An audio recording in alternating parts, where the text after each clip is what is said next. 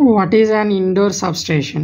It is a type of electrical substation that is housed within a building, and it is used for transforming voltage levels and controlling etc.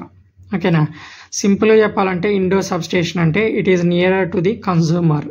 Okay, అంటే ఏంటంటే ఏదేని substation అనేటువంటిది out side కాకుండా inside the building ఏదైతే ఉంటుందో దాన్నే మనము indoor substation అని అంటాం అనమాట. సింపుల్గా చెప్పుకోవాలి అంటే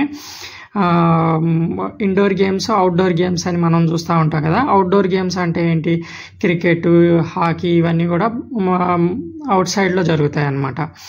అదేవిధంగా ఇండోర్ గేమ్స్ అంటే ఏంది, ఒక హౌస్ లోపల కూర్చొని ఆడుకోవచ్చు అనమాట. అంటే ఒక హౌస్ లోపల అంటే ఒక ఇన్సైడ్ స్టేడియం ఏదైతే ఉంటుందో, అంటే లైక్ మనం చెప్పుకోవాలంటే ఎగ్జాంపుల్గా చెస్, తర్వాత క్యారమ్స్, ఓకేనా, ఇంకా చెప్పాలంటే షటిల్, ఇవన్నీ కూడా ఇండోర్లో జరుగుతాయి అన్నమాట. అంటే ఒక హౌస్ లోపల జరిగేటువంటి గేమ్స్ ఇవి.